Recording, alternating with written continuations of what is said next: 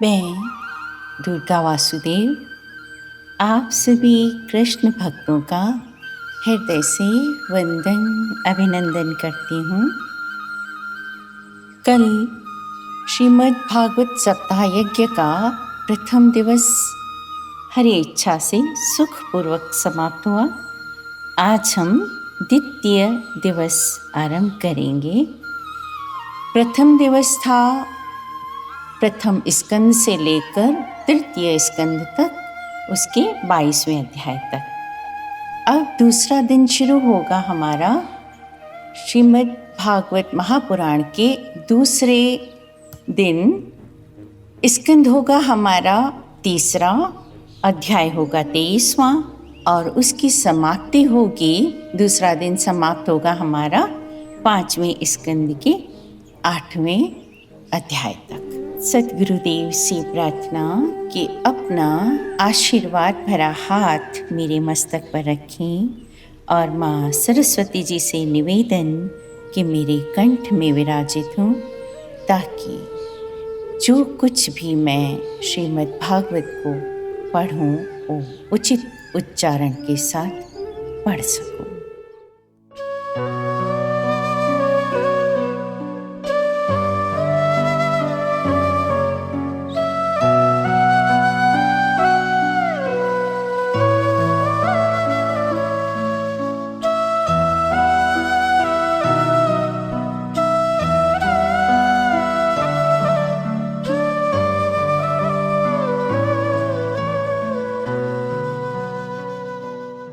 श्रीमद् भागवत महापुराण सप्ताह का द्वितीय दिवस आरंभ। 23वां अध्याय कर्दम और देवहूति का विहार। श्री मैत्रेय जी ने कहा, विदुर जी, माता पिता के चले जाने पर पति के अभिप्राय को समझ लेने में कुशल साध्वी देवहूति कर्दम जी की प्रतिदिन प्रेम पूर्वक सेवा करने लगी, ठीक उसी तरह जैसे पार्वती जी भगवान शंकर की सेवा करती हैं। देवहूति समझती थी कि मेरे पतिदेव देव से भी बढ़कर हैं। इस प्रकार बहुत दिनों तक उस मनुपुत्री को व्रत आदि का पालन करने से दुर्बल हुई देखकर देवर्षि श्रेष्ठ कर्दम को कुछ खेद हुआ और उन्होंने उससे प्रेम गदगद वाणी में कहा, मनुनंदिनी, तुमने मेरा बड़ा आदर किया। मैं तुम्हारी उत्तम सेवा और परम भक्ति से संतुष्ट हूँ। सभी देहधारियों को अपना शरीर बहुत प्रिय एवं आदर की वस्तु होता है, किंतु तुमने मेरी सेवा के आगे उसके क्षीण होने की कोई परवाह नहीं की। अतः अपने धर्म का पालन करते रहने से मुझे तप, समाधि, उपासना और योग के द्वारा जो भगवत प्रसाद स्वरूप विभूतियाँ प्राप्त हुई हैं, उन पर मेरी सेवा के प्रभाव से अब तुम्हारा भी अधिकार हो गया है। मैं तुम्हें दिव्य दृष्टि प्रदान करता हूँ, उसके द्वारा तुम देखो।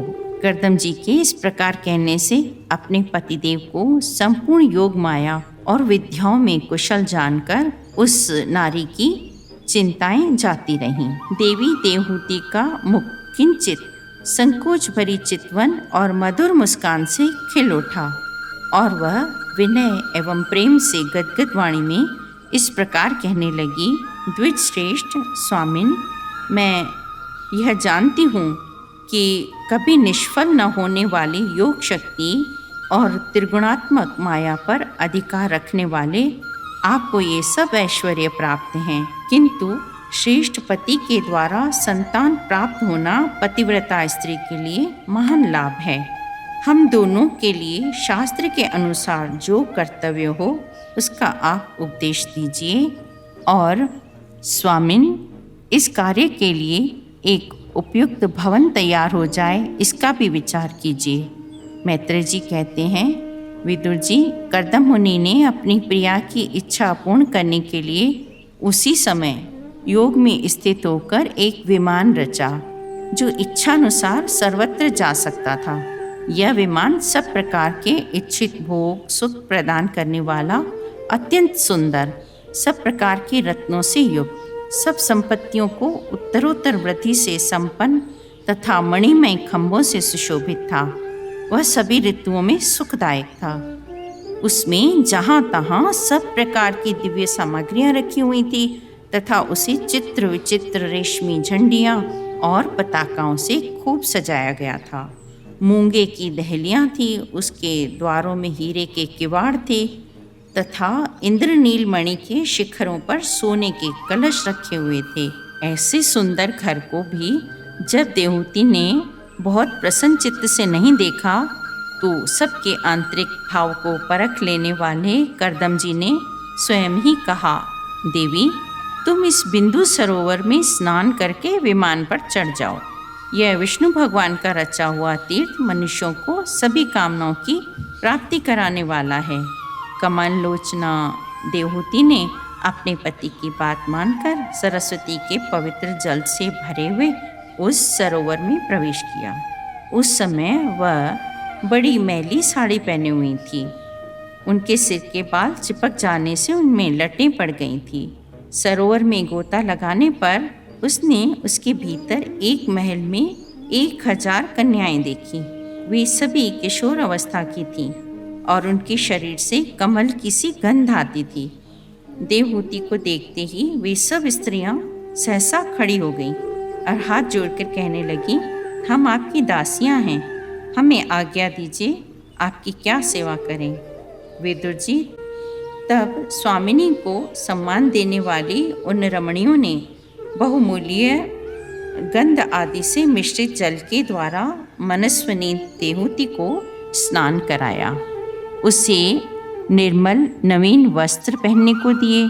फिर उन्होंने बड़े सुंदर और कांतिमान आभूषण, सर्वगुण संपन्न भोजन और पानी पीने के लिए अमृत के समान स्वादिष्ट आसव प्रस्तुत किए। अब देवहूति ने दर्पण में अपना प्रतिबिंब देखा तो उसे मालूम हुआ कि वह भांति भांति के सुगंधित फूलों के हारों से विभूषित हैं, स्वच्छ वस्त्र धारण किए हुए हैं और उनका शरीर भी निर्मल और कांतिमय हो गया है तथा उन कन्याओं ने बड़े आदरपूर्वक उनका मांगलिक श्रृंगार किया। विदुर जी जब देवहूति ने अपने प्रिय पति का स्मरण किया तो अपने को सहेलियों के सहित वहीं पाया जहाँ प्रजापति करदम जी विराजमान थे। उस समय अपने को सहस्त्रों स्त्रियों के सहित अपने प्राणनाथ के सामने देख और उसे उनके योग का प्रभाव समझकर देवहूति को बड़ा आश्चर्य हुआ।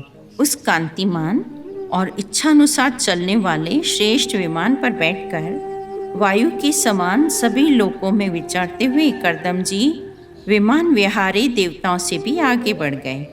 विदुर जी जिन्होंने भगवान के भव भयहारी पवित्र पाद पद्यों का आश्रय लिया है, उन धीर पुरुषों के लिए कौन सी वस्तु या शक्ति दुर्लभ है। इस प्रकार महायोगी करदम जी यह सारा भूमंडल जो दीप वर्ष आदि की विचित्र रचना के कारण बड़ा आश्चर्यमय प्रतीत होता है, अपनी प्रिया को दिखाकर अपने आश्रम को लौट आए। अत्यंत उत्सुक मनु कुमारी देवहूति को आनंदित करते हुए उसके साथ बहुत वर्षों तक विहार किया, किंतु उनका इतना लंबा समय एक मुहूर्त के समान बीत गया। आत्मज्ञानी करदम जी सब प्रकार के संकल्पों को जानते थे। देवहूति के 9 कन्याएं पैदा हुईं। वे सभी सर्वांग सुंदरी थीं और उनकी शरीर से लाल कमल की सी सुगंध निकलती थी। इसी समय शुद्ध स्वभाव वाली सती देवहूति ने देखा कि पूर्व प्रतिज्ञा के अनुसार उनके पतिदेव संन्यास आश्रम ग्रहण करके वन को जाना चाहते हैं, तो उन्होंने अपने आंसुओं को रोककर ऊपर से मुस्कुराते हुए व्याकुल एवं संतप्त हृदय से धीरे धीरे अति मधुर वाणी में कहा, भगवान, आपने जो कुछ प्रतिज्ञा की थी वह सब तो पूर्णतः निभा दी, तो भी मैं आपकी शरणागत हूँ। आप मुझे अभयदान दीजिए। ब्राह्मण, इन कन्याओं के लिए योग्य वर खोजने पड़ेंगे और आपके वन को चले जाने के बाद मेरे जन्म मरण रूप शोक को दूर करने के लिए भी तो कोई होना चाहिए। प्रभु, अब तक परमात्मा से विमुख रहकर मेरा जो समय इंद्रिय सुख भोगने में बीता है वह तो निरर्थक ही हो गया। अवश्य ही मैं भगवान की माया से बहुत ठगी गई जो आप जैसे मुक्तिदाता पतिदेव को पाकर भी मैंने संसार बंधन से छूटने की इच्छा ही नहीं की। 24वां अध्याय। श्री कपिल देव जी का जन्म। श्री मैत्री जी कहते हैं, उत्तम गुणों से सुशोभित मनु कुमारी देवहूति ने जब ऐसी वैराग्य युक्त बातें कही, तब कृपालु कर्दम मुनि को भगवान विष्णु के कथन का स्मरण हो आया और उन्होंने देवहूति से कहा, दोष रहित राजकुमारी, तुम अपने विषय में इस प्रकार खेद न करो। तुम्हारे गर्भ में अविनाशी भगवान विष्णु शीघ्र ही पधारेंगे।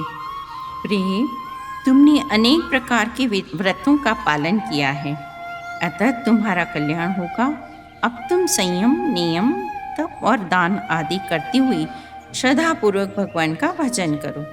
इस प्रकार आराधना करने पर श्री हरि तुम्हारे गर्भ से अवतीर्ण होकर मेरा यश बढ़ाएंगे और ब्रह्म ज्ञान का उपदेश करके तुम्हारे हृदय की अहंकारमयी ग्रंथि का छेदन करेंगे। श्री मैत्रेय जी कहते हैं, विदुर जी, प्रजापति कर्दम के आदेश में गौरव बुद्धि होने से देवहूति ने उस पर पूर्ण विश्वास किया और वह निर्विकार जगत गुरु भगवान श्री पुरुषोत्तम की आराधना करने लगी। इस प्रकार बहुत समय बीत जाने पर भगवान मधुसूदन उनके गर्भ से इस प्रकार प्रकट हुए जैसे काष्ठ में से अग्नि। उस समय आकाश में मेघ जल बरसाते हुए गरज गरज कर बाजे बजाने लगे, गंधर्वगण गान करने लगे, अप्सराएं आनंदित होकर नाचने लगीं। आकाश से देवताओं के बरसाए हुए दिव्य पुष्पों की वर्षा होने लगी। सब दिशाओं में आनंद छा गया। स्वतः सिद्ध ज्ञान से संपन्न अजन्मा ब्रह्मा जी को यह मालूम हो गया था कि साक्षात परब्रह्म भगवान विष्णु सांख्य शास्त्र का उपदेश करने के लिए अपने विशुद्ध सत्वमय अंश से अवतीर्ण हुए हैं। अतः भगवान जिस कार्य को करना चाहते थे उसका उन्होंने विशुद्ध चित्त से अनुमोदन एवं आदर किया और अपनी संपूर्ण इंद्रियों से प्रसन्नता प्रकट करते हुए कर्दम जी से इस प्रकार कहा। श्री ब्रह्मा जी ने कहा, प्रिय कर्दम, तुम दूसरों को मान देने वाले हो। तुमने मेरा सम्मान करते हुए जो मेरी आज्ञा का पालन किया है, इससे तुम्हारे द्वारा निष्कपट भाव से मेरी पूजा संपन्न हुई है। पुत्रों को अपने पिताजी की सबसे बड़ी सेवा यही करनी चाहिए कि जो आज्ञा ऐसा कहकर आदरपूर्वक उनके आदेश को स्वीकार करें। पुत्र, तुम सभ्य हो। तुम्हारी ये सुंदरी कन्याएं अपने वंशों द्वारा इस सृष्टि को अनेक प्रकार से बढ़ाएंगी। अब तुम इन मारीची आदि मुनिवरों को इनके स्वभाव और रुचि के अनुसार अपनी कन्याएं समर्पित करो और संसार में अपना सुयश फैलाओ। कर्दम जी ने देखा कि जिनके स्वरूप को योगी जन अनेकों जन्मों के साधन से सिद्ध हुई सुदृढ़ समाधि के द्वारा एकांत में देखने का प्रयत्न करते हैं, अपने भक्तों की रक्षा करने वाले वे ही श्री हरि हम विषय लोलुपों के द्वारा होने वाली अपनी अवज्ञा का कुछ भी विचार न कर आज हमारे घर अवतीर्ण हुए हैं। आप वास्तव में अपने भक्तों का मान बढ़ाने वाले हैं। आपने अपने वचनों को सत्य करने और सांख्य योग का उपदेश करने के लिए ही मेरे यहाँ अवतार लिया है। भगवान, आप ऐश्वर्य, वैराग्य, यश, ज्ञान, वीर्य और श्री इन छहों ऐश्वर्यों से पूर्ण हैं। मैं आपकी शरण में हूँ। प्रभु, आपकी कृपा से मैं तीनों ऋणों से मुक्त हो गया हूँ और मेरे सभी मनोरथ पूर्ण हो चुके हैं। अब मैं संन्यास मार्ग को ग्रहण कर आपका चिंतन करते हुए शोक रहित होकर विचरूंगा। श्री भगवान ने कहा, मुने, वैदिक और लौकिक सभी कर्मों में संसार के लिए मेरा कथन ही प्रमाण है। इसलिए मैंने जो तुमसे कहा था कि मैं तुम्हारे यहाँ जन्म लूँगा, उसे सत्य करने के लिए ही मैंने यह अवतार लिया है। मुनि, मैं आज्ञा देता हूँ कि तुम इच्छानुसार जाओ और अपने संपूर्ण कर्म मुझे अर्पण करते हुए दुर्जय मृत्यु को जीतकर मोक्ष पद प्राप्त करने के लिए मेरा भजन करो। मैं स्वयं प्रकाश, और संपूर्ण जीवों के अंतःकरणों में रहने वाला परमात्मा ही हूँ। माता देवहूति को भी मैं संपूर्ण कर्मों से छुड़ाने वाला आत्मज्ञान प्रदान करूँगा, जिससे यह संसार रूप भय से पार हो जाएंगी। भगवान कपिल के इस प्रकार कहने पर प्रजापति कर्दम जी उनकी परिक्रमा कर प्रसन्नतापूर्वक वन को चले गए। 25वां अध्याय देवहूति का प्रश्न तथा भगवान कपिल द्वारा भक्ति योग की महिमा का वर्णन। शौनक जी ने पूछा, सूत जी, सर्वथा स्वतंत्र श्री हरि अब योग माया द्वारा भक्तों की इच्छा के अनुसार शरीर धारण करके जो जो लीलाएं करते हैं वे सभी कीर्तन करने योग्य हैं। अतः आप मुझे वे सभी सुनाइए, मुझे उन्हें सुनने में बड़ी श्रद्धा है। सूची कहते हैं, मुनि, आपकी ही भांति जब विदुर ने यह आत्मज्ञान विषयक प्रश्न किया तो श्री वेदव्यास जी के सखा भगवान मैत्रेय जी प्रसन्न होकर इस प्रकार कहने लगे। श्री मैत्रेय जी ने कहा, विदुर, पिता के वन में चले जाने पर भगवान कपिल जी माता का प्रिय करने की इच्छा से उस बिंदुसर तीर्थ में रहने लगे। एक दिन तत्व समूह के पारदर्शी भगवान कपिल कर्म कलाप से विरत हो आसन पर विराजमान थे। उस समय ब्रह्मा जी के वचनों का स्मरण करके देवहूति ने उनसे कहा। देवहूति बोली, प्रभु, इन दुष्ट इंद्रियों की विषय लालसा से मैं बहुत ऊब गई हूँ और इनकी इच्छा पूरी करते रहने से ही घोर अज्ञान अंधकार में पड़ी हुई हूँ। अब आपकी कृपा से मेरी जन्म परंपरा समाप्त हो चुकी है। इसी से इस दुस्तर अज्ञान अंधकार से पार लगाने के लिए सुंदर नेत्र रूप आप मुझे प्राप्त हुए हैं। आप अज्ञान अंधकार से अंधे पुरुषों के लिए नेत्र स्वरूप सूर्य की भांति उदित हुए हैं। अतः अब आप मेरे इस महामोह को दूर कीजिए। मैं प्रकृति और पुरुष का ज्ञान प्राप्त करने की इच्छा से आप शरणागत वत्सल की शरण में आई हूँ। आप भागवत धर्म जानने वालों में सबसे श्रेष्ठ हैं। मैं आपको प्रणाम करती हूँ। श्री मैत्रेय जी कहते हैं, इस प्रकार माता देवहूति ने अपनी जो अभिलाषा प्रकट की वह परम पवित्र और लोगों का मोक्ष मार्ग में अनुराग उत्पन्न करने वाली थी। उसे सुनकर आत्मज्ञान सत्पुरुषों की गति श्री कपिल जी उसकी मन ही मन प्रशंसा करने लगे और फिर मृदु मुस्कान से सुशोभित मुखारविंद से इस प्रकार कहने लगे। भगवान कपिल जी ने कहा, माता, यह मेरा निश्चय है कि आध्यात्म योग ही मनुष्यों के आत्यंतिक कल्याण का मुख्य साधन है, जहाँ दुख और सुख की सर्वथा निवृत्ति हो जाती है। साध्वी, सब अंगों से संपन्न उस योग का मैंने पहले नारद आदि ऋषियों के सामने उनकी सुनने की इच्छा होने पर वर्णन किया था, वही अब मैं आपको सुनाता हूँ। इस जीव के बंधन और मोक्ष का कारण मन ही माना गया है। विषयों में आसक्त होने पर वह बंधन का हेतु होता है और परमात्मा में अनुरक्त होने पर वही मोक्ष का कारण बन जाता है। जिस समय यह मन मैं और मेरेपन के कारण होने वाले काम, लोभ आदि विकारों से मुक्त एवं शुद्ध हो जाता है, उस समय वह सुख दुख से छूटकर सम अवस्था में आ जाता है। विवेकी जन संग या आसक्ति को ही आत्मा का बंधन मानते हैं, किंतु वही संग या आसक्ति जब संतों महापुरुषों के प्रति हो जाती है तो मोक्ष का खुला द्वार बन जाती है। जो लोग सहनशील, दयालु, समस्त देहधारियों के अकारण हेतु यानी कि बिना किसी वजह के हित करते हैं, दूसरों का किसी के प्रति भी शत्रुभाव नहीं रखते, शांत सरल स्वभाव और सत्पुरुषों का सम्मान करने वाले होते हैं, वे मुझ में अनन्य भाव से सुदृढ़ प्रेम करते हैं और मेरे परायण रहकर मेरी पवित्र कथाओं का श्रवण कीर्तन करते हैं और मुझ में ही अपना मन लगाए रहते हैं। उन भक्तों को संसार के तरह तरह के ताप कोई कष्ट नहीं पहुंचाते हैं। साध्वी, ऐसे ऐसे सर्वसंग परित्यागी महापुरुष ही साधु होते हैं। तुम्हें उन्हीं के संग की इच्छा करनी चाहिए, क्योंकि वे आसक्ति से उत्पन्न सभी दोषों को हारने वाले होते हैं।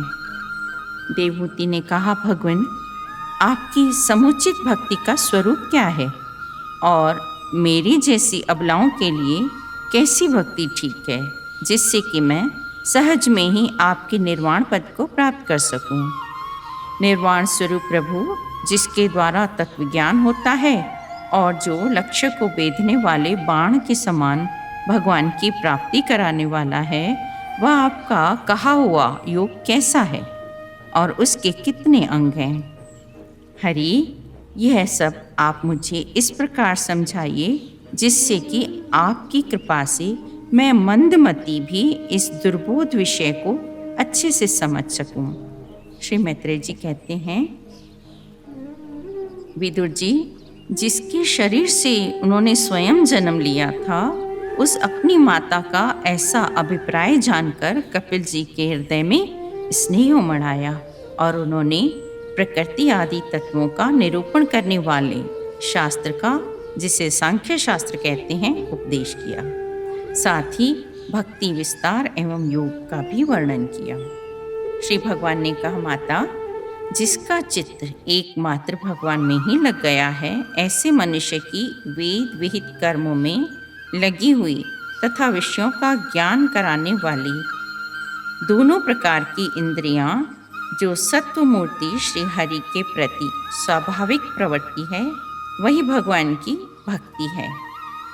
यह मुक्ति से भी बढ़कर है, क्योंकि जठरानल जिस प्रकार खाए हुए अन्न को पचाता है, उसी प्रकार यह भी किए हुए कर्म के संस्कारों को तत्काल भस्म कर देती है। कितने ही बड़भागी भक्त जो एक दूसरे से मिलकर प्रेम पूर्वक मेरे ही पराक्रमों की चर्चा किया करते हैं, मेरे साथ एक ही भाव यानी मोक्ष की भी इच्छा नहीं करते, तथापि मेरे धाम में पहुंचने पर उन्हें ये सब विभूतियां स्वयं ही प्राप्त हो जाती हैं, जिनका एकमात्र मैं ही प्रिय हूँ। जो मेरे भक्तजन हैं, वे शांतिमय वैकुंठ धाम में पहुंचकर किसी प्रकार भी इन दिव्य भोगों से रहित नहीं होते और न उन्हें मेरा काल चक्र ही ग्रस सकता है। संसार में मनुष्य के लिए सबसे बड़ी कल्याण प्राप्ति यही है कि उसका चित्त तीव्र भक्ति योग के द्वारा मुझ में लगकर स्थिर हो जाए। 26वां अध्याय, महदादि भिन्न भिन्न तत्वों की उत्पत्ति का वर्णन। श्री भगवान ने कहा, माता जी, आत्मदर्शन रूप ज्ञान ही पुरुष के मोक्ष का कारण है और वही उसकी अहंकार रूप हृदय ग्रंथि का छेदन करने वाला है। उस ज्ञान का मैं तुम्हारे आगे वर्णन करता हूँ। यह सारा जगत जिससे व्याप्त होकर प्रकाशित होता है, वह आत्मा ही पुरुष है। देवहूति ने कहा, पुरुषोत्तम, इस विश्व के स्थूल सूक्ष्म कार्य जिनके कारण हैं, उन प्रकृति और पुरुष का लक्षण भी आप मुझसे कहिए। श्री भगवान ने कहा, माता, 5 महाभूत, 5 तन्मात्रा, 4 अंतःकरण और 10 इंद्रियां, इन 24 तत्वों के समूह को विद्वान लोग प्रकृति का कार्य मानते हैं। पृथ्वी, जल, तेज, वायु और आकाश, ये 5 महाभूत हैं। गंध, रस, रूप, स्पर्श और शब्द, ये 5 तन्मात्रा माने गए हैं। कान, त्वचा, नेत्र, रसना, नासिका, वाक, पाणी माना हाथ, पाद माना पैर और उपस्थ और पायु, ये 10 इंद्रियां हैं। मन, बुद्धि, चित्त और अहंकार, इन 4 के रूप में एक ही अंतःकरण अपनी संकल्प, निश्चय, चिंता और अभिमान रूपा 4 प्रकार की वृत्तियों से लक्षित होता है। इस प्रकार तत्वज्ञानी पुरुषों ने सगुण ब्रह्म के इन 24 तत्वों की संख्या बताई है। इसके सिवा जो काल है, वह 25वां तत्व है। कुछ लोग काल को पुरुष से भिन्न तत्व न मानकर पुरुष का प्रभाव अर्थात ईश्वर की संहार कारिणी शक्ति बताते हैं, जिससे माया के कार्य रूप देह में अभिमान करके अहंकार से मोहित और अपने को कर्ता मानने वाले जीव को निरंतर भय लगा रहता है। मनुपुत्री, जिनकी प्रेरणा से प्रकृति में गति उत्पन्न होती है, वास्तव में वे पुरुष रूप भगवान ही काल कहे जाते हैं। इस प्रकार जो अपनी माया के द्वारा सब प्राणियों के भीतर जीव रूप से और बाहर काल रूप से व्याप्त हैं, वे भगवान ही 25वें तत्व हैं।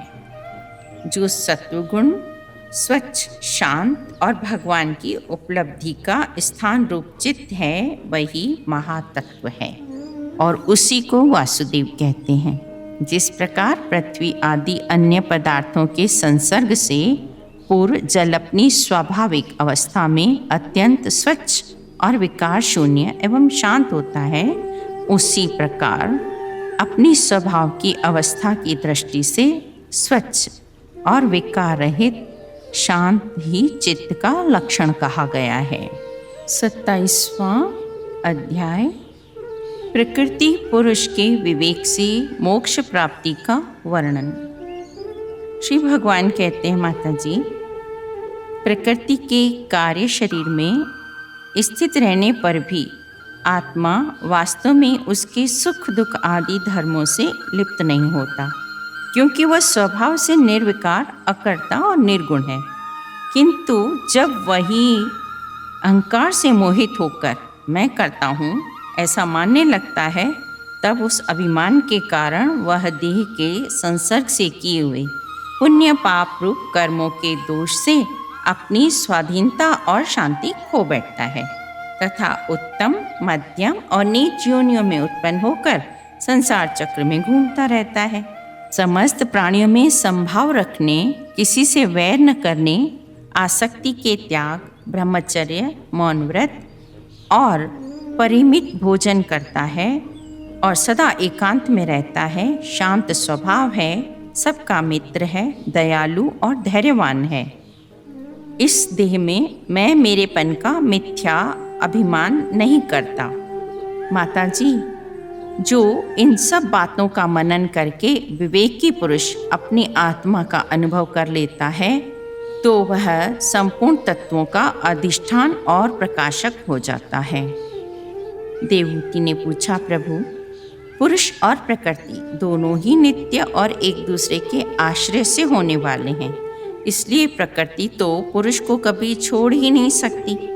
अतः जिनके आश्रय से अकर्ता पुरुष को यह कर्म बंधन प्राप्त हुआ है, उस प्रकृति के गुणों के रहते हुए उसे कैवल्य पद कैसे प्राप्त होगा?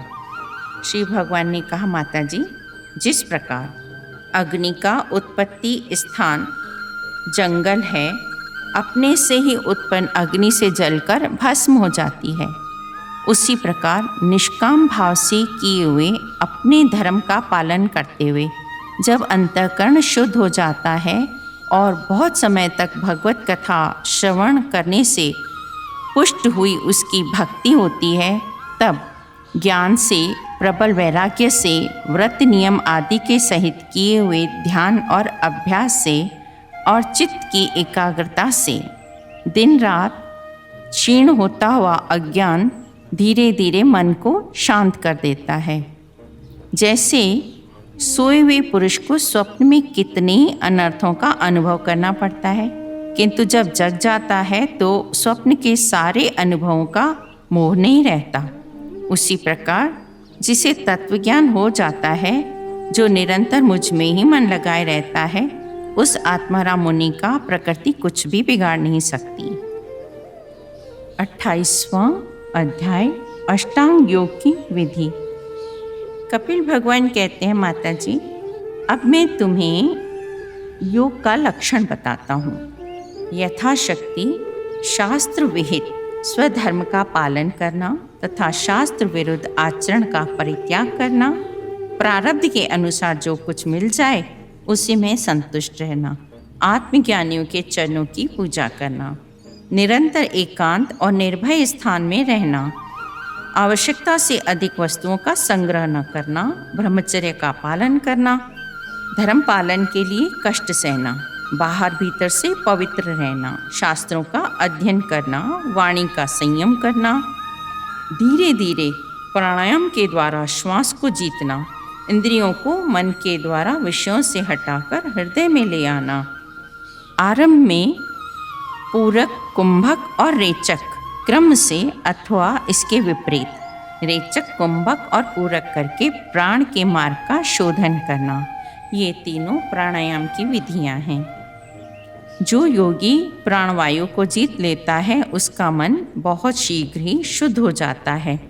अतः योगी को उचित है कि प्राणायाम से वात, पित्त आदि जनित दोषों को, धारणा से पापों को, प्रत्याहार से विषय के संबंध को और ध्यान से भगवत विमुख राग द्वेष दुर्गुणों को दूर करे। जब योग का अभ्यास करते करते चित्त निर्मल और एकाग्र हो जाए तब नासिका के अग्रभाग पर दृष्टि जमाकर भगवान की मूर्ति का ध्यान करे।